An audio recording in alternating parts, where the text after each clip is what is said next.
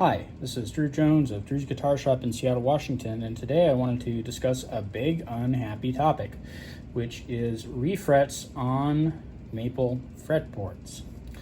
So, all guitars are going to need a refret at some point. Some refrets are more expensive than others.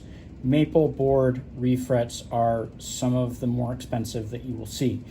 The reason for that is because there's a lot of finish repair involved in doing a maple fretboard. If you notice that there's kind of a little bit of a shiny coat on this one and other maple fretboards that you've seen for the most part, that is because there is lacquer or polyurethane or whatever the guitar is finished with, usually on the fretboard.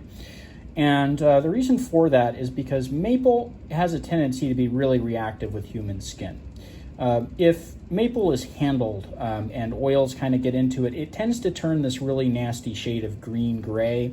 And I'm almost certain that everybody watching this video has at one point or another seen or handled a guitar that has a maple fretboard that has all of these little gray-green spots running all up and down the fretboard. That is wear. Most guitars will end up getting pits. In the case of maple fretboards, they will end up getting pits on top of the fact that they'll end up with those color blemishes as well. Now, when you do a fret job, you need to go through a number of processes to basically get the job done successfully. One of those is to go in and remove the frets. The next thing is to go in and retrue the board, which means that you're taking sandpaper and a radius block and you're sanding that top surface to get the board to be kind of the right shape again, because there's kind of a subtle shape that we try to put into these fretboards, and we want to make sure that they're really flat too by the time that we get done.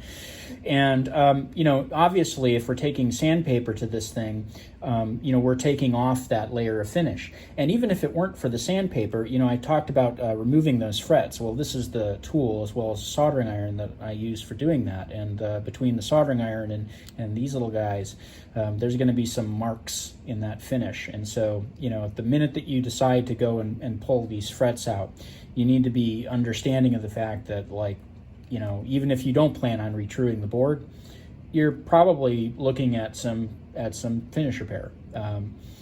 So what's the deal here? How do we do this? Well, there are a couple of things that we can do. The first is that, we figure out what the guitar is finished in, and we go through that whole process, removing the frets, doing the truing, just like we would on a normal job, and then we spray the guitar, we spray the neck, and we get the finish reapplied to it, and then we go about carefully scraping that finish away from the frets, doing our level crown and polish while we have the neck mummified with painter's tape, and everything looks kind of like it did when we got done. The issue with that is that, that requires spraying, which if you're doing 2-part polyurethane, that's a really expensive thing to shoot. If you're doing lacquer, that's a really dangerous thing to shoot and takes a long time to cure. And so refinishing is definitely an option. And if you're trying to keep the original look and you're trying to, go with the guitar, as it was sold, you're trying to keep the original value, et cetera, that's probably what you want to end up doing. Now, there's also other options, however. The option that this customer here has opted to go for is a oil finish. And so what we're going to be doing is we're going to be going through, we're going to be pulling out all the frets, and then we're going to go and we're going to true the board. And at that point, there's going to be no finish on the board.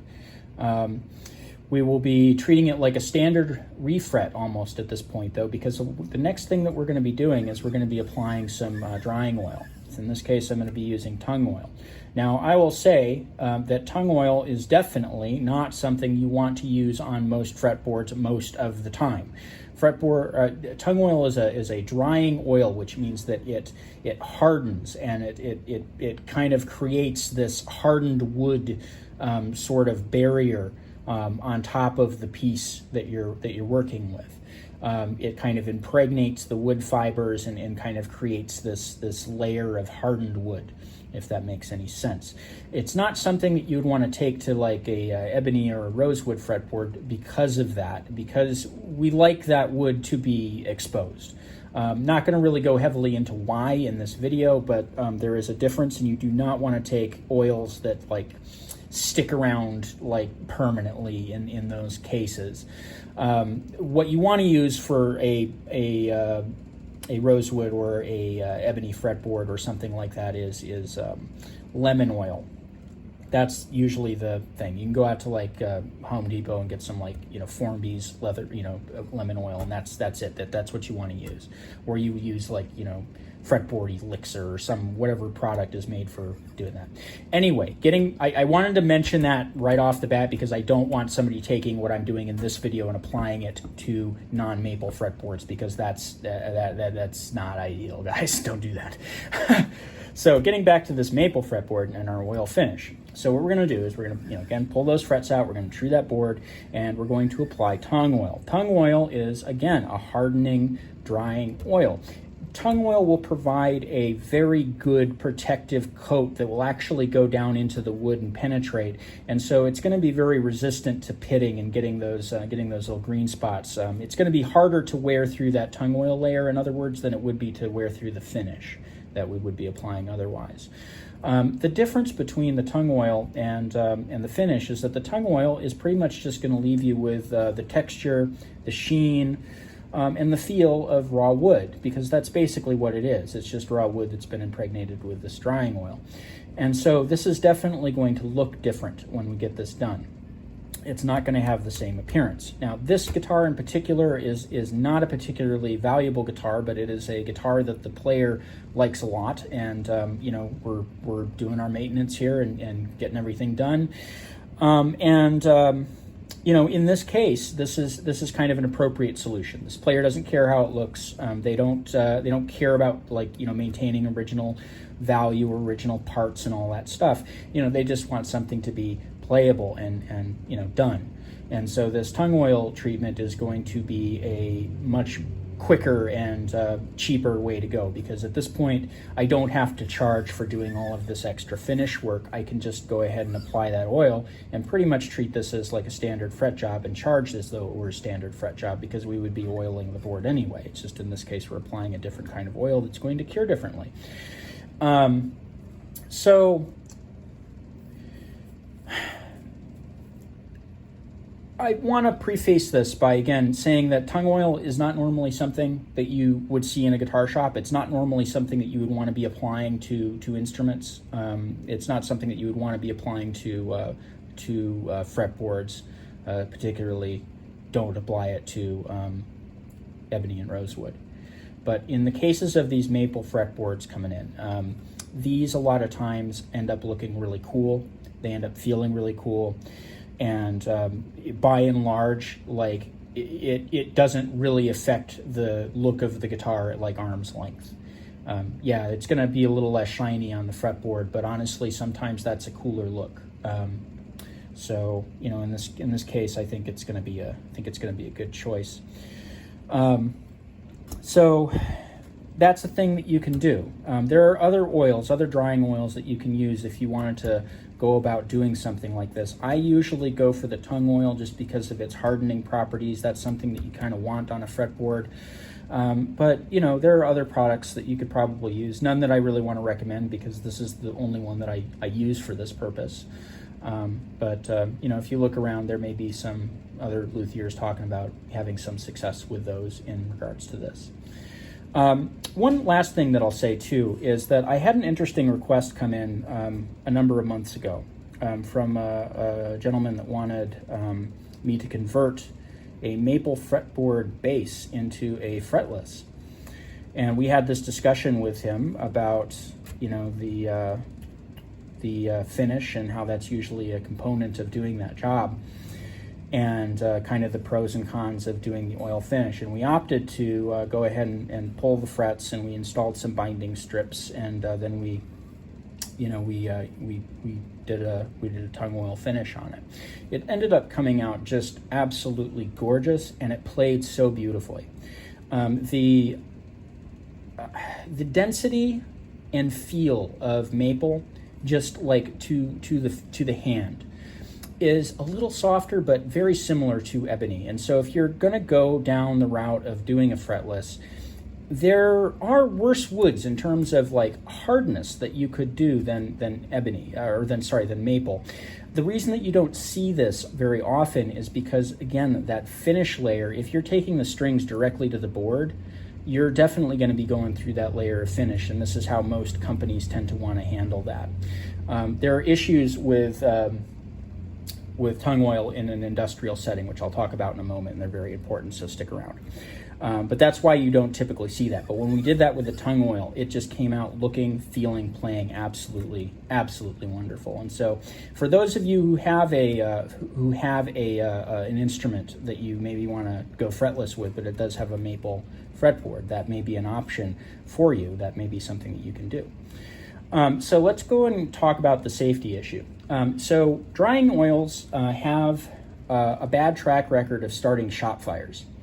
Trash can fires in particular, which can go very quickly from being a very small fire to being a very large fire in the right setting. The reason for that is because drying oils heat as they cure.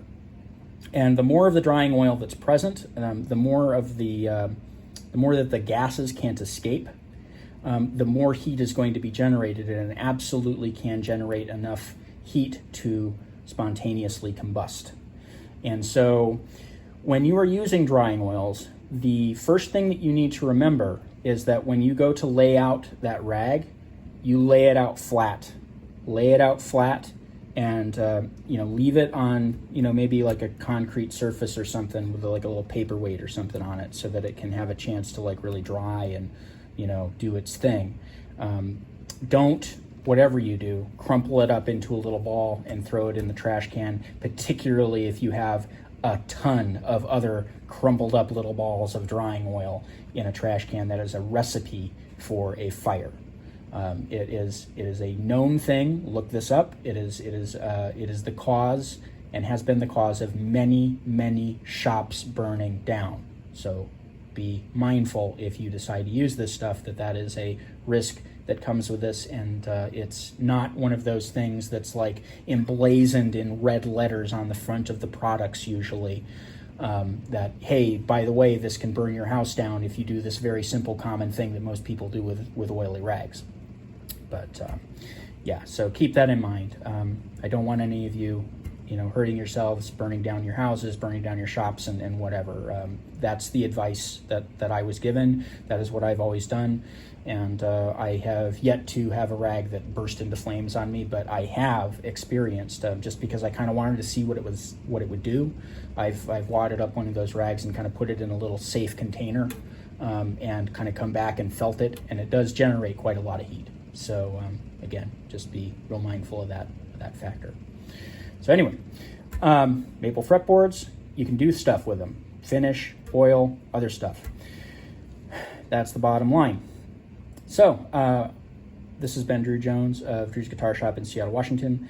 If you found this video entertaining or useful, there's a link to my Ko-Fi and my Patreon where you can drop me a tip. I also will totally be happy to accept messages with inquiries about like the projects you're working on and stuff through there. I'm happy to answer people's questions and stuff.